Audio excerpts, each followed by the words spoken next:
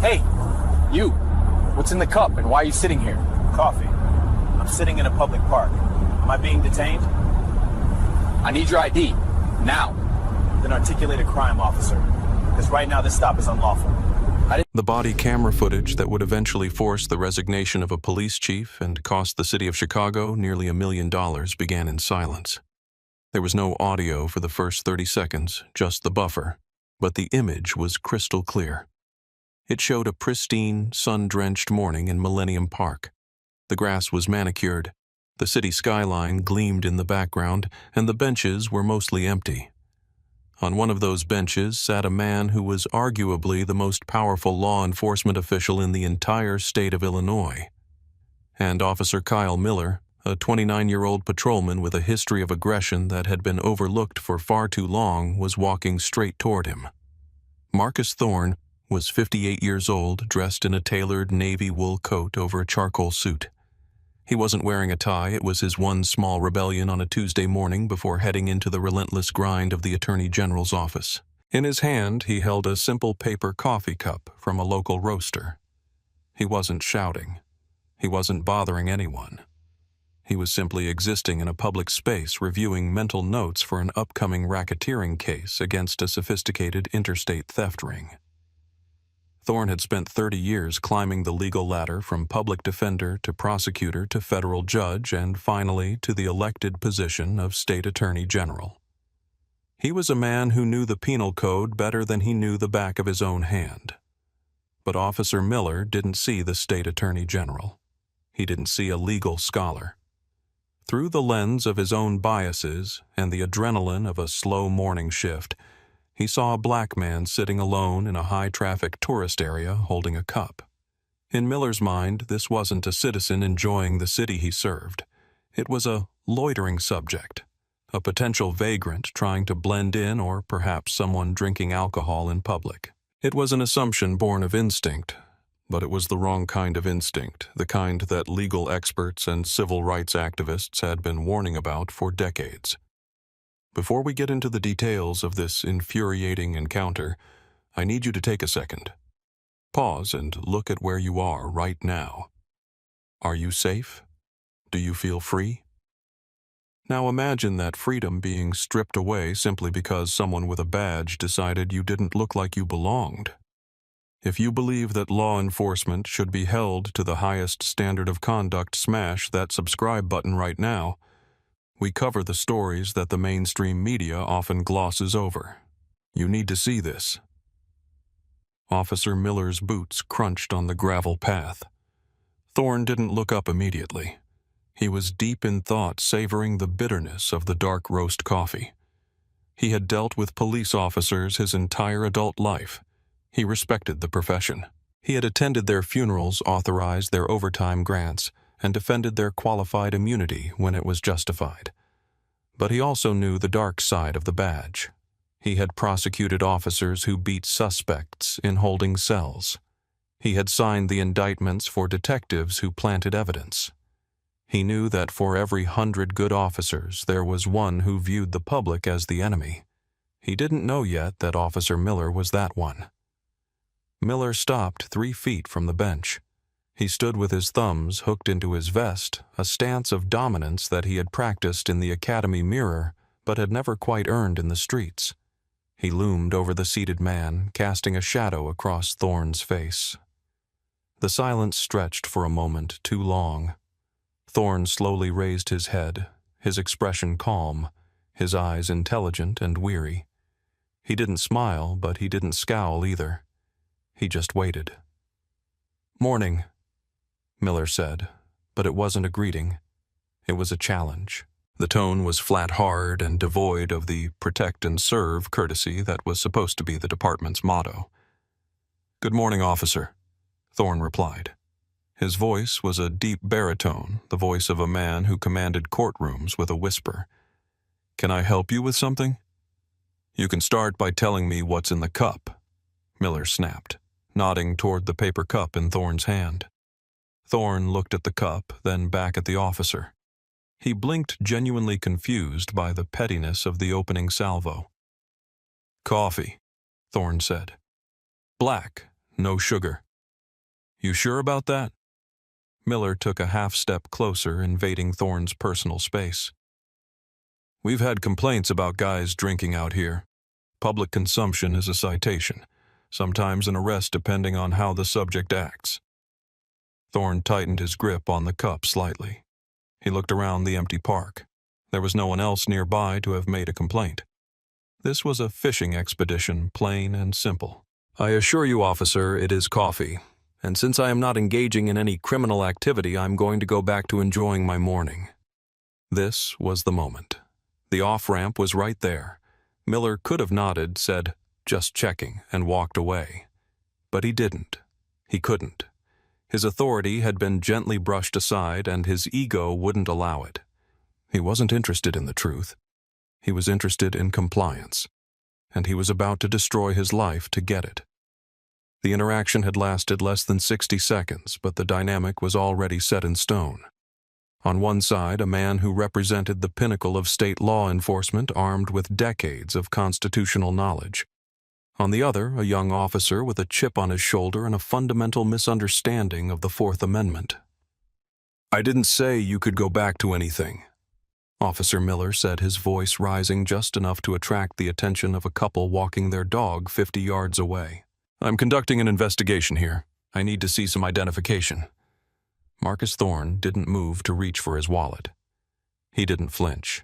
He sat perfectly still, his posture relaxed, but his mind sharpening into a razor's edge. This was the dance he knew so well from case files, but rarely experienced from this side of the bench. Officer, Thorne said, his tone dropping an octave, becoming professorial. You are requesting my identification. Is that a request, or is it a lawful order? Miller blinked. Most people just handed it over. It's an order. I need to know who you are, and I need to verify you don't have any outstanding warrants. For an order to be lawful, Thorne said, reciting the statute from memory as if he were reading it from a book. You must have reasonable, articulable suspicion that I have committed a crime, am currently committing a crime, or am about to commit a crime. Terry v. Ohio, Delaware v. Prouse. You suspect me of public consumption of alcohol. I have told you this is coffee. You have no evidence to the contrary, no smell of alcohol, no slurred speech, no erratic behavior. So on what specific facts are you basing your detention? Miller's face flushed a deep, blotchy red. He wasn't used to suspects citing Supreme Court case law. He was used to fear. He was used to confusion. He wasn't equipped for a lecture. Don't play lawyer with me, Miller spat out. I'm not asking you again. Stand up, put the cup down, and give me your ID. Thorne remained seated. He took a deliberate sip of his coffee, maintaining eye contact over the rim of the cup. It was a move of supreme confidence, bordering on arrogance, but entirely within his rights. I am not playing officer. I am asserting my rights under the Illinois Constitution and the Fourth Amendment of the United States Constitution. Illinois is not a stop and identify state unless there is a valid detention based on reasonable suspicion. You have none. Therefore, I am not obligated to identify myself. Am I free to go, or are you detaining me? You're detained. Miller barked his hand, drifting toward the handcuffs on his belt. For what crime? Disorderly conduct, failure to obey a lawful order, and suspicion of public intoxication. Miller was stacking charges now, throwing spaghetti at the wall to see what would stick. He was digging a hole, and instead of climbing out, he was asking for a bigger shovel. Thorne shook his head slowly, almost sadly. Officer, look at me. Look at my suit. Look at my demeanor. Do I look like a public intoxication case to you? If you arrest me, you will be filing a false police report. That is a felony. Do you understand the implications of that? Are you threatening me? Miller stepped back and keyed his radio. Dispatch, show me out with a non-compliant male subject at Millennium Park. Send me a backup unit. The escalation was palpable. A jogger stopped to watch. The couple with the dog pulled out a phone. The lens of public scrutiny was now focused on Officer Miller, but he was too blinded by rage to see it. He saw only a defiant black man who refused to submit to his authority. "I am not threatening you," Thorne said calmly. "I am warning you. I am trying to save your career. You are making a mistake that you will not be able to undo. Walk away. Just walk away." "Stand up!" Miller screamed, finally snapping. "Turn around!" Thorne sighed. He placed the coffee cup gently on the bench next to him. He knew exactly how this would play out now. He could have pulled out his badge, the gold shield that identified him as the Attorney General. He could have dropped names. He could have ended it instantly, but Marcus Thorne was a man of principle. If this officer treated the Attorney General this way, how did he treat the janitor? How did he treat the unemployed mechanic? How did he treat the teenager walking home from school? Thorne decided then and there that he wouldn't use his badge to escape. He would let the system work or fail exactly as it would for any other citizen. He would be the test case. He stood up slowly, keeping his hands visible. "I am complying with your physical commands under duress," Thorne stated clearly for the benefit of the bystander's camera. "I am not resisting, but I am stating for the record that this is an unlawful arrest." "Put your hands behind your back," Miller growled, spinning Thorne around with unnecessary force. "You're making a mistake, son," Thorne whispered the first time he had used a colloquialism. "A very big mistake. Have you ever seen someone so confident in their wrongness that it made you cringe?" Officer Miller was about to destroy his life over a cup of coffee. Let me know in the comments if you think police officers need more training on the Constitution. Type yes if you think they do. The sensation of cold steel ratcheting around one's wrists is something you never forget. For Marcus Thorne, it was a sensation he hadn't felt in 40 years, not since a protest in his college days. But now, as the state attorney general, the feeling was different. It wasn't fear. It was a cold, calculating fury. He felt the metal bite into his skin as Officer Miller squeezed the cuffs tighter than necessary, a petty, punitive measure known in the force as compliance via discomfort. "You're tight on the wrists, officer," Thorne said, his voice devoid of pain, merely stating a fact. "Don't move and it won't hurt," Miller retorted, grabbing Thorne by the elbow. By now, a small crowd had gathered. The morning commuters, the tourists, the joggers, they had formed a semicircle. 3 phones were raised, recording every second. Miller, fueled by adrenaline and the false confidence of the badge, puffed his chest out. He thought he was performing for the public, showing them how he handled trouble. He had no idea he was starring in his own career obituary. "What is he being arrested for?" a woman in workout gear shouted from 10 feet away. "He was just sitting there." "Back up, ma'am," Miller shouted, pointing a finger at her. "Interfering with a police investigation is an arrestable offense. Back up." Thorne turned his head slightly. "Do not engage him, ma'am. Keep recording. Please, just keep recording." "Shut up." Miller shoved Thorne forward, forcing him off balance. "Walk. Now." They began the march toward the patrol car parked on the perimeter of the park. Every step was a violation of Thorne's civil rights, and every step added another 0 to the eventual settlement check. Thorne's mind was racing, cataloging the procedural errors. No Miranda warning read, no articulation of the crime, excessive force during handcuffing, retaliatory charge stacking. It was a textbook example of everything his office was trying to root out of the Chicago Police Department. As they reached the squad car, a second unit arrived.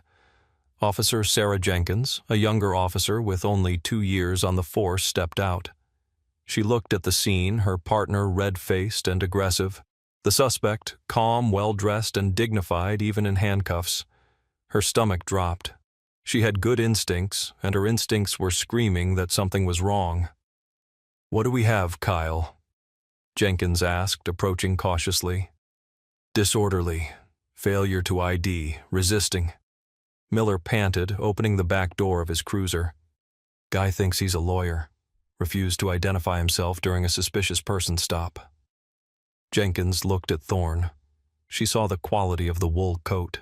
She saw the calm intelligence in his eyes. She looked at the suspicious item, a coffee cup left on the bench. "Sir," Jenkins said, addressing Thorne, "do you have ID on you?" "I do," Thorne said calmly. "It is in my inner jacket pocket." I attempted to explain the Fourth Amendment requirements to your colleague, but he was uninterested in the law. Jenkins looked at Miller. "Kyle, did you have PC probable cause?" "I had a refusal to ID," Miller snapped. "That's obstruction." "That's not how it works, Kyle," Jenkins whispered, trying to de-escalate her own partner. "If there's no underlying crime, he doesn't have to ID." "I'm taking him in," Miller said, slamming the door on her concerns. "He wants to play games. We'll play games at the station. He can sit in holding until he remembers his name." Miller shoved Thorne into the back of the cruiser. The plastic seat was hard, the space cramped. Thorne maneuvered his tall frame into the awkward position, his shoulders straining against the handcuffs. The door slammed shut, sealing him in the cage. The smell of stale sweat and industrial cleaner filled his nose.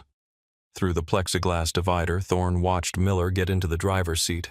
The officer was breathing heavily, still riding the high of the confrontation. He turned to Jenkins, who was standing outside the window, looking worried. "I got this, Sarah. Go handle that domestic on Whacker. I'm transporting." Jenkins hesitated. She looked at Thorne in the back seat. Thorne met her eyes and gave a barely perceptible nod as if absolving her of what was about to happen. She stepped back and Miller threw the car into drive. The drive to the 1st District station took 15 minutes. Miller didn't speak. He blasted the radio sports talk, trying to drown out the silence coming from the back seat. Thorne sat perfectly still. He wasn't thinking about the discomfort. He was thinking about the phone call he would make. He was thinking about the conversation he would have with the chief of police. He was thinking about Officer Miller's pension. "You comfortable back there, counselor?" Miller taunted, glancing in the rearview mirror as they hit a red light. Thorne didn't respond to the taunt. He simply said, "Officer Miller, for the record, I am requesting that you preserve all body camera footage and dash camera footage from this encounter. Consider this a formal preservation notice." Miller laughed. A short, sharp bark of a laugh. Yeah. You'll get your day in court, pal. Hope you can afford a lawyer." The irony was so thick it nearly choked the air in the car. Thorne closed his eyes. Afford a lawyer. He was the man who supervised every prosecutor in the state. He was the law. The squad car rolled into the sally port of the 1st District station. The heavy metal gate clattered shut behind them, cutting off the sunlight. This was the belly of the beast, the transition point where citizens became inmates. Miller parked the car and killed the engine. He got out, adjusted his belt, and opened the rear door. "Let's go. End of the line," Miller said. Thorne swung his legs out. His knees were stiff. He stood up, towering over Miller again. He walked calmly toward the intake door, guided by Miller's hand on his tricep. They walked through the secure hallway, the buzz of the electronic locks marking their progress. They entered the booking area. It was a busy morning. A few drunks from the night before were being processed out, and a shoplifter was arguing with a sergeant. The air smelled of coffee and floor wax. Behind the high desk sat Desk Sergeant Thomas Kowalski. Kowalski was a dinosaur. He had 35 years on the job. He had white hair, a mustache that looked like a push broom, and eyes that had seen every lie ever told in the city of Chicago. He was 2 months away from retirement. He was drinking coffee and reading the sports section when Miller walked in with his collar. "What do we have, Miller?" Kowalski asked, without looking up, his voice gravelly. "Disorderly conduct. Refusal to ID. Resisting." Miller recited his mantra. "Guy wouldn't show ID in the park, acted like he owned the place." "Name?" Kowalski asked, picking up a pen. "John Doe for now. Refused to state it." Kowalski sighed. He hated John Doe's. It meant extra paperwork. He finally looked up. "All right, buddy, let's cut the crap. What's your—" Kowalski stopped. The pen fell from his hand. It clattered onto the desk, the sound echoing in the sudden silence of the room. Kowalski squinted. He blinked. He leaned forward over the high desk. He looked at the man in handcuffs. He looked at the suit. He looked at the face that had been on the nightly news 3 days ago announcing a new anti-gang initiative. The blood drained from Sergeant Kowalski's face. He turned pale, then a shade of gray. "Miller," Kowalski whispered. His voice was trembling. "Yes, Sarge, I'm going to throw him in cell 2 while I write this up." "Miller," Kowalski said louder this time. He stood up. "Take those cuffs off." Miller frowned. "What no, Sarge? He's uncooperative. I need to process him.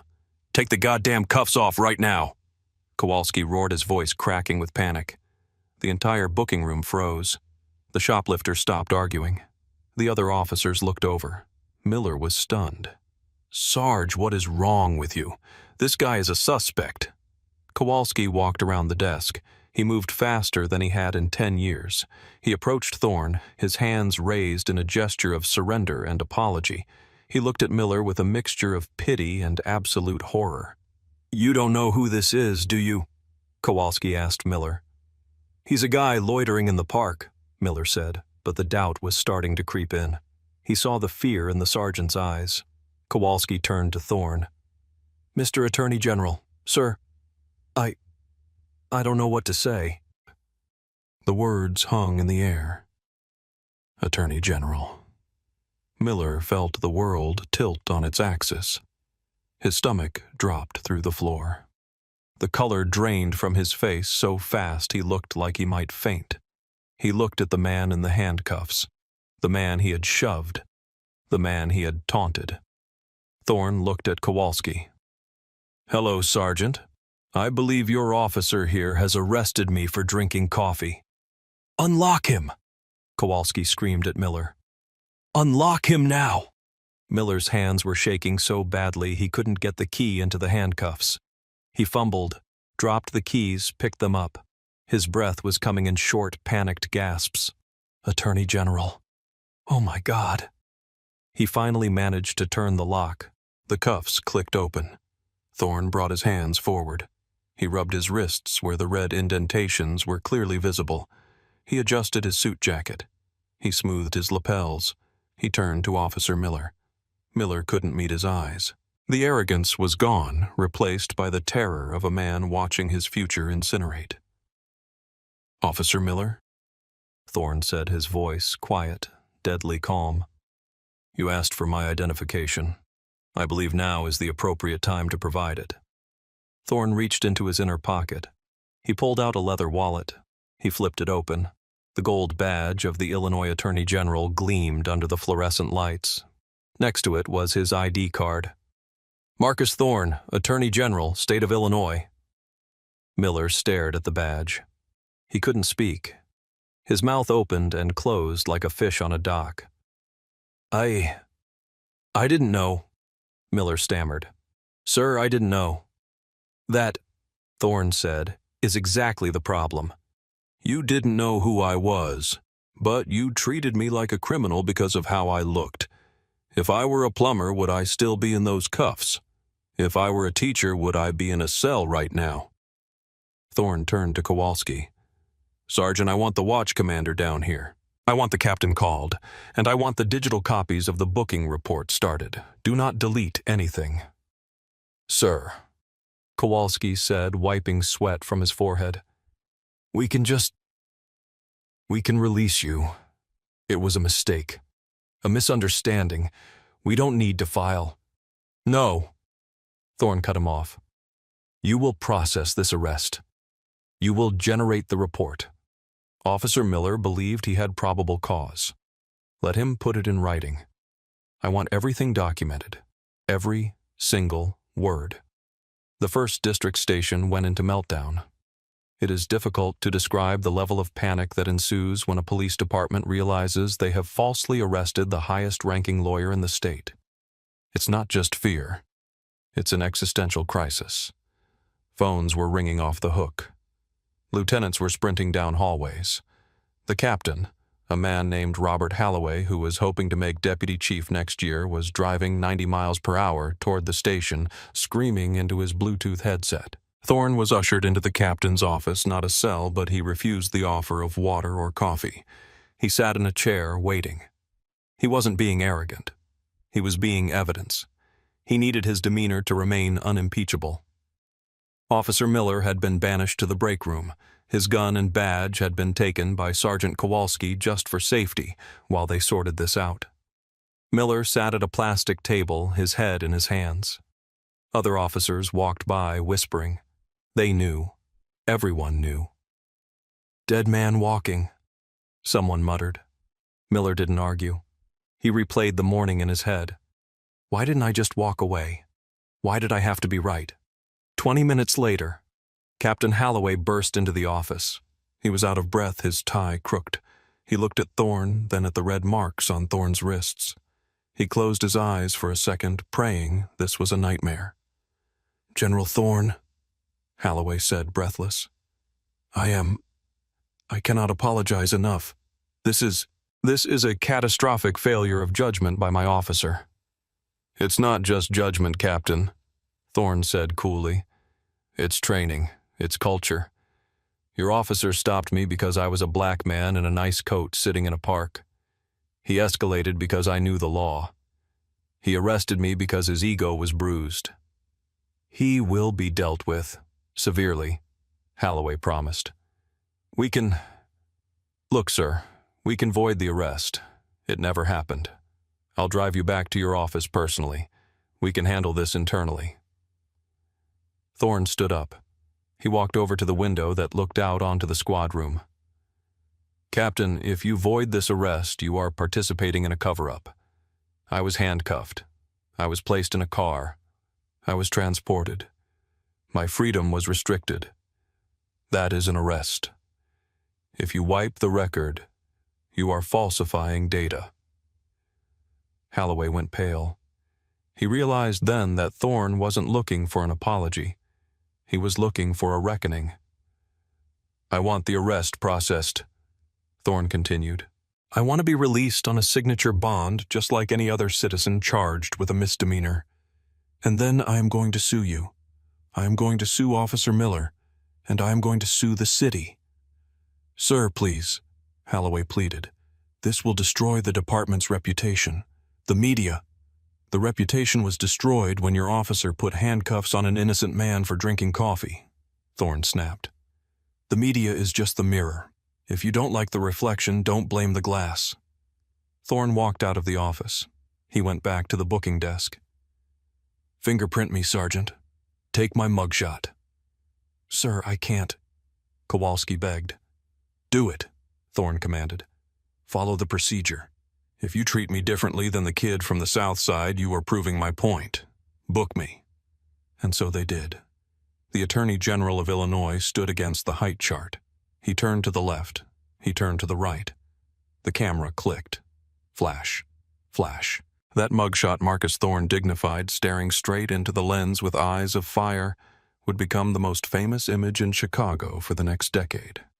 As he was finally released, signing his own recognizance paperwork, Thorne walked out the front door of the precinct. A massive crowd of reporters had already gathered. The video from the park had hit Twitter. It had hit TikTok. It was trending #coffeearrest. Thorne stopped on the steps of the police station. He adjusted his cuffs. The microphones were thrust into his face. "Mr. Attorney General, were you arrested?" "What happened?" Thorne looked at the cameras. "Today I was reminded of a hard truth," he said. "That credentials do not protect you from bias. That the law is only as good as the people enforcing it. And that we have a lot of work to do." The lawsuit landed on the city desk's lap on Thursday morning, less than 48 hours after the incident. It wasn't just a complaint. It was a masterpiece of legal drafting, Thorne vs. City of Chicago et al. It alleged violations of the Fourth and 14th Amendments, false imprisonment battery, and malicious prosecution. But unlike most lawsuits that sought money, this one sought something far more expensive: structural change. The video footage from the bystander was released alongside the body camera footage which Thorne's office had demanded be made public immediately. The contrast was devastating. The public saw Miller's aggression. They saw Thorne's calm. They heard the specific citations of case law. They heard Miller's sneering dismissal. "Don't play lawyer with me." The internet exploded. He told the AG not to play lawyer, LOL. This is the most satisfying "I told you so" in history. Fire him. Arrest him. Throw away the key. But beneath the viral mockery, there was a seething anger. People realized that if this could happen to Marcus Thorne, it could happen to anyone. The comment sections were filled with stories, thousands of them, of regular people who had been bullied, ticketed, or arrested by officers like Miller, but who didn't have the power to fight back. Inside the police department, the investigation into Officer Miller was swift and brutal.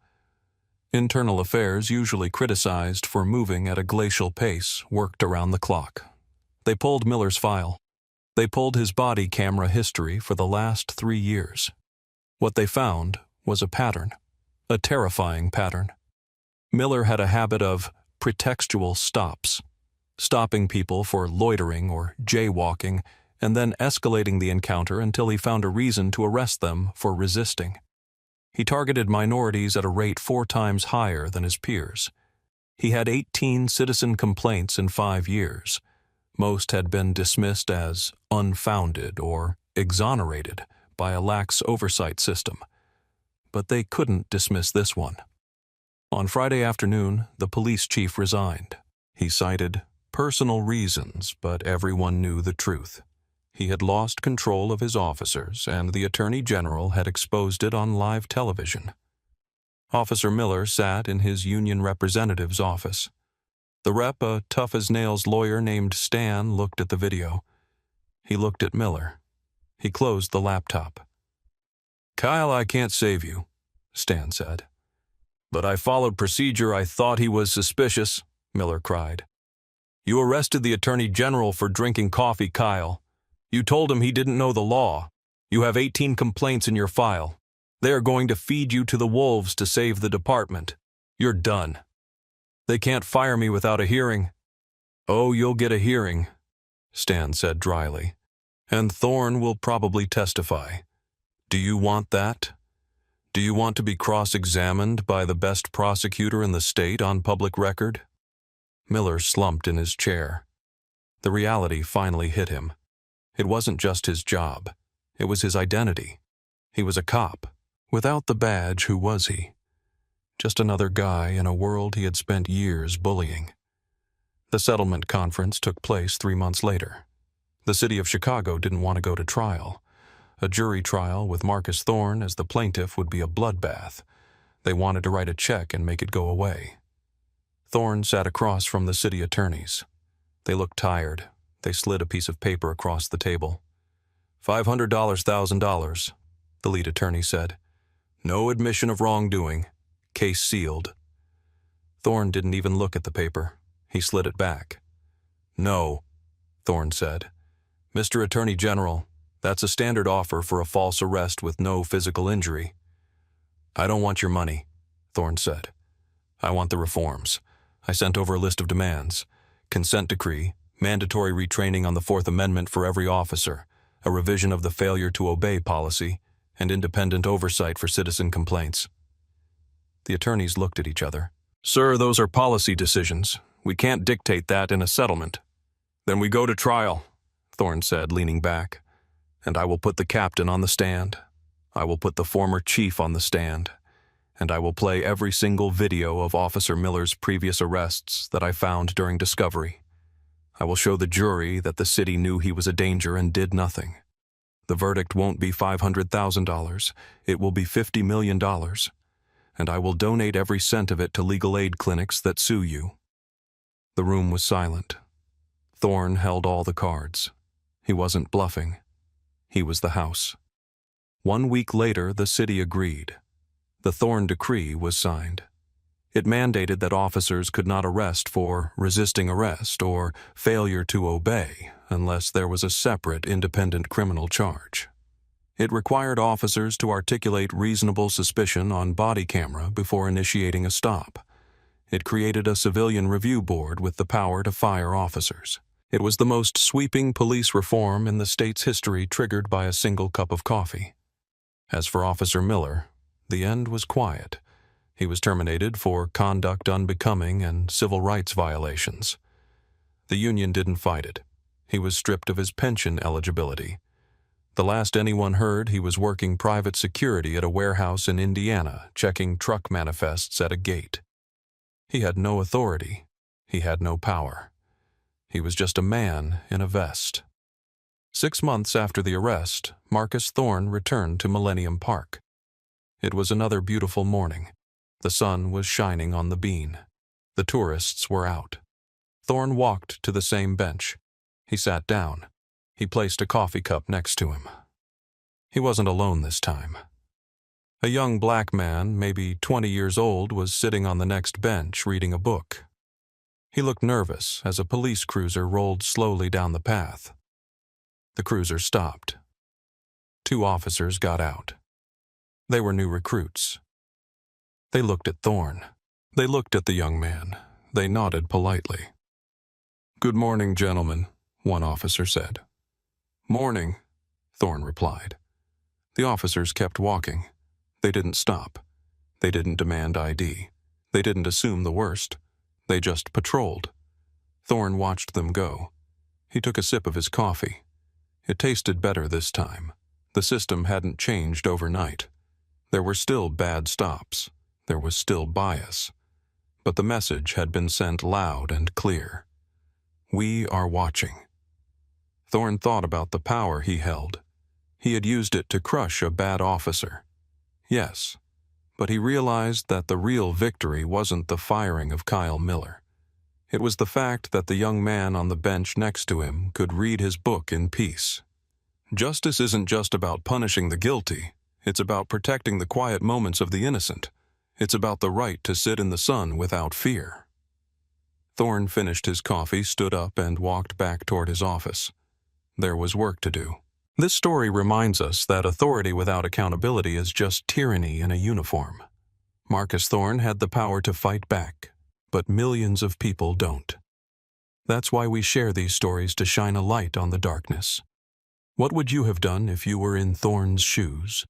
Would you have revealed who you were immediately? Or would you have let the officer dig his own grave, and do you think the settlement reforms were enough? Let me know your thoughts in the comments below. Your voice matters in this conversation. Don't forget to like and subscribe for more stories of justice served. Stay safe out there. Turn around. Hands on the car. You walked out with stolen merchandise. Officer, I paid for every item. The receipt is in my hand. You are detaining me without cause. I don't need your excuses. The manager says you stole, so you're coming with me. You're refusing evidence and escalating unlawfully. This will end very... Officer Derek Thorne had been wearing the badge of the Charleston Police Department for 6 years when he made a decision that would not only end his career, but strip the city's budget of $1.1 million. He was 34 years old, a man who walked with the heavy, deliberate stride of someone who believed his authority was absolute. He had a reputation in the precinct. Ambitious, aggressive, and entirely convinced that his instincts were sharper than the law itself. On a bright, cloudless Tuesday afternoon, Thorne received a dispatch call regarding a theft in progress at Sterling & Stone, a high-end home improvement store on the affluent side of town. The suspect was described as an older black woman refusing to cooperate with management. That woman was Eleanor Vance, a 62-year-old federal circuit court judge who had spent the last 3 decades interpreting the Constitution and sentencing violent offenders. What Thorne did next, ignoring her receipt, mocking her explanation, and placing her in handcuffs while she stood next to her own luxury sedan, would become a definitive case study in how implicit bias blinds law enforcement to reality. Before we dive into the details of this catastrophic failure, where are you tuning in from? If you believe that badge and uniform should never be a shield for misconduct, please hit that subscribe button. We bring you these stories because the truth deserves a witness, and your support helps us keep the lights on. Sterling & Stone is the kind of establishment that prides itself on curated home solutions. Located on King Street, it caters to Charleston's historic district homeowners, people who need authentic brass fixtures and imported hardwood. It smells of cedar and polish. The aisles are wide, the lighting is warm, and the staff is trained to be invisible until needed. It was 1:45 p.m. on a Tuesday in October. The sun was cutting sharp angles through the front glass doors. The store was relatively quiet, populated by contractors and retirees working on autumn projects. Judge Eleanor Vance had been coming here for 20 years. At 62, she moved with a quiet, formidable grace. She was dressed in casual but expensive attire, pressed linen trousers, a navy silk blouse, and comfortable loafers. She was currently overseeing the renovation of her retirement cottage on the coast, a project she had been saving for since her appointment to the bench. Eleanor Vance was not a woman who could be easily intimidated. Her career began as a public defender in Chicago, fighting in the trenches of an overburdened legal system, before moving to the prosecutor's office and finally the federal bench. She was known for her piercing intellect and her absolute intolerance for nonsense in her courtroom. Colleagues described her as a steel trap. Nothing escaped her notice, and she never spoke without purpose. That Tuesday, she was off the bench simply looking for specific brushed nickel cabinet poles and a high-grade sealant for her deck. She had found the items, but the store was out of the shopping baskets usually stacked by the door. Without a second thought, she placed the 4 small boxes of hardware and the can of sealant into her personal reusable canvas tote bag, a bag bearing the seal of the Legal Defense Fund. She kept the bag open, looped over her arm, clearly visible. She wasn't hiding anything. She was merely carrying her intended purchases to the register. However, to Kyle Reed, the store's 29-year-old manager, Eleanor Vance, wasn't a long-time customer or a federal judge. She was a liability. Reed had been transferred to the Charleston branch only 3 months prior, bringing with him a corporate climbing attitude and a deep-seated suspicion of anyone who didn't fit his narrow image of the ideal client. He watched Vance from the loss prevention monitors in the back office. He saw a black woman putting merchandise into a personal bag. He didn't see her check the price tags. He didn't see her compare the items to a list on her phone. He only saw the merchandise disappear into the canvas tote. In Reed's mind, the narrative was already written. He decided not to approach her on the floor. He wanted to catch her in the act. He watched as she walked to the register. He watched as she unloaded every single item onto the belt. He watched as she paid with a platinum credit card. But in his mind, he was convinced she must have kept something in the bag. He hadn't seen her take anything out of the bag that she hadn't put on the counter yet. His gut told him she was pulling a fast one. It was a cognitive distortion common in biased observers. The facts were changing, but his conclusion remained the same. Reed waited until she was walking toward the exit to make his move, but he didn't stop her at the door.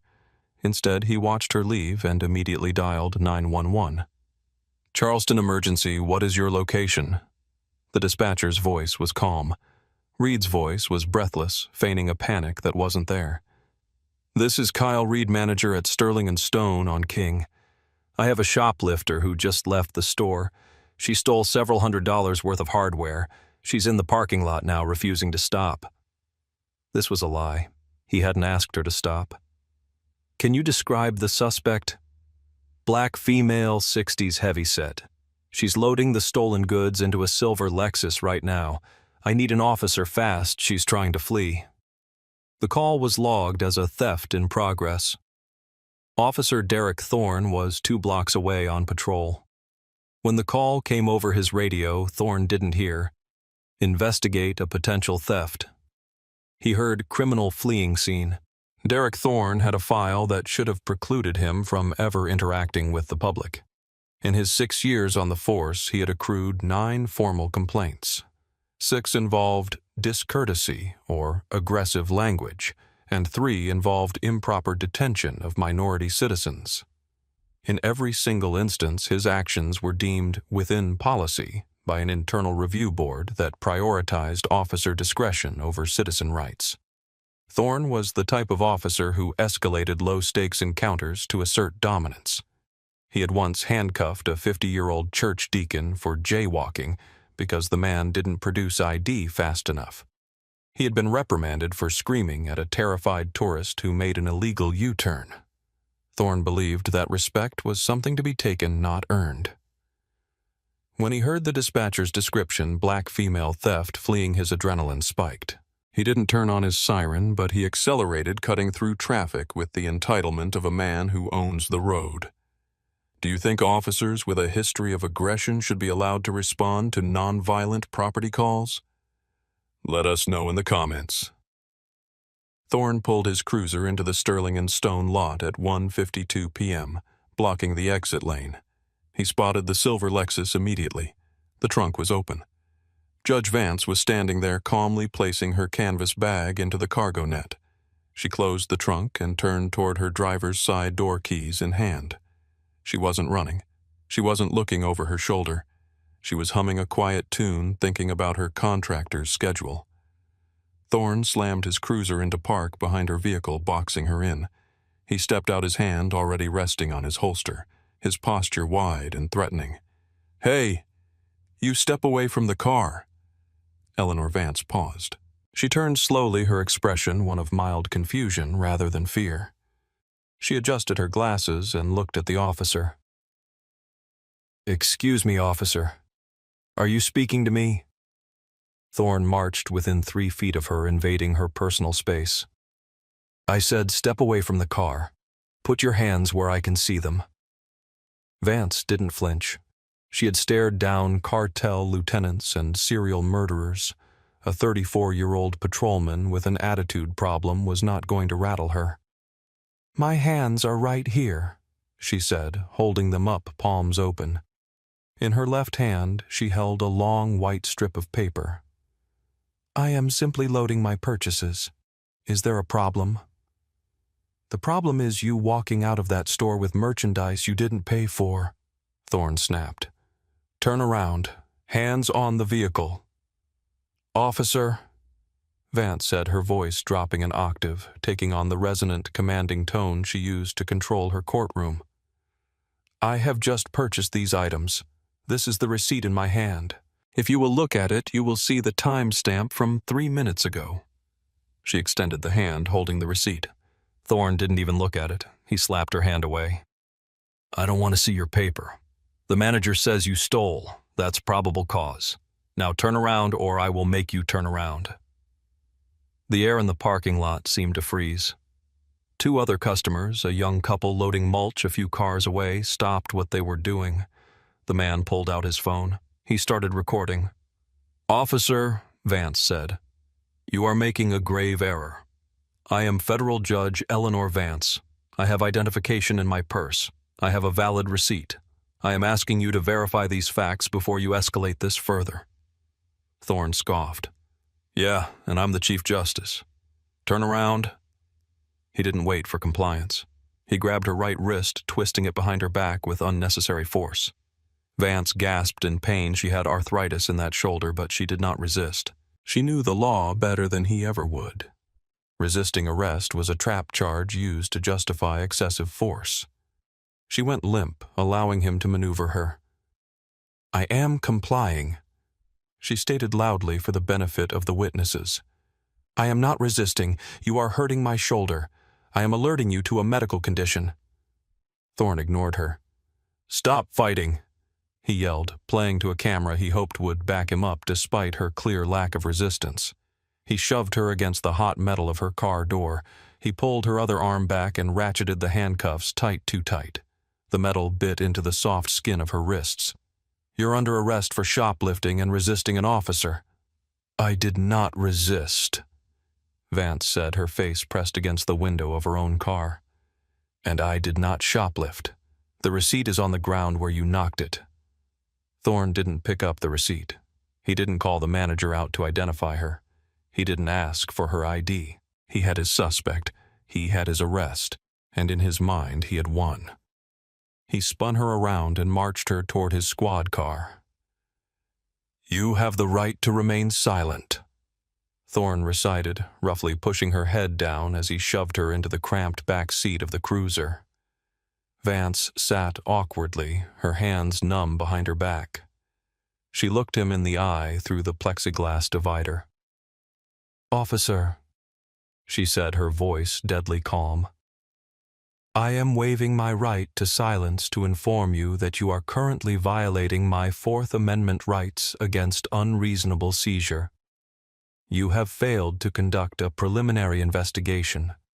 You have refused exculpatory evidence presented to you at the scene. You are acting under color of law to deprive a citizen of liberty without probable cause." Thorne laughed as he got into the driver's seat. "You know, some big words for a shoplifter. Save it for the public defender." The drive to the station took 15 minutes. Thorne played loud rock music on the radio, a petty power move designed to unsettle his prisoner. Vance sat in silence, closing her eyes, breathing deeply to manage the pain in her shoulder. She was not praying. She was building a case.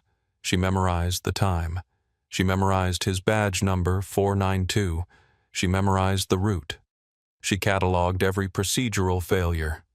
He hadn't buckled her seatbelt, a violation of department safety policy. He was speeding without lights or sirens. He was texting on his mounted laptop while driving. By the time they pulled into the precinct, Sally Port Eleanor Vance wasn't just a victim. She was a prosecutor, preparing for the easiest conviction of her life. Thorne pulled Vance out of the car, parading her through the back entrance of the station.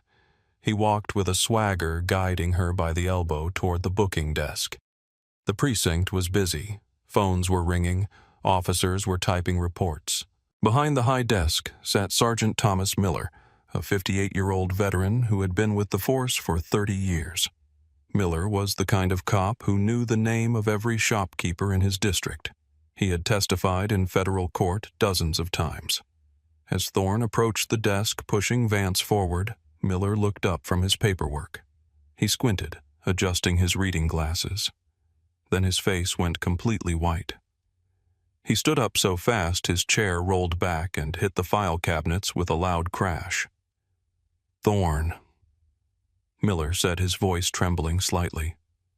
"What are you doing?" "Got a shoplifter from Sterling and Stone," Thorne said, beaming. "Refused to stop, resisted arrest. Tried to give me some story about being a judge." The station went quiet. Sergeant Miller walked around the desk. He didn't look at Thorne. He looked at the woman in handcuffs. "Judge Vance?" Miller asked, his voice horrified. Eleanor Vance looked at the sergeant. "Hello, Sergeant Miller. I believe you testified in my courtroom last month regarding the smuggling case. It is good to see you, although I wish the circumstances were different." Thorne looked between them, his smile faltering. You know her." "Thorne." Miller whispered the sound more terrifying than a scream. "This is Judge Eleanor Vance. She sits on the United States Court of Appeals for the Fourth Circuit."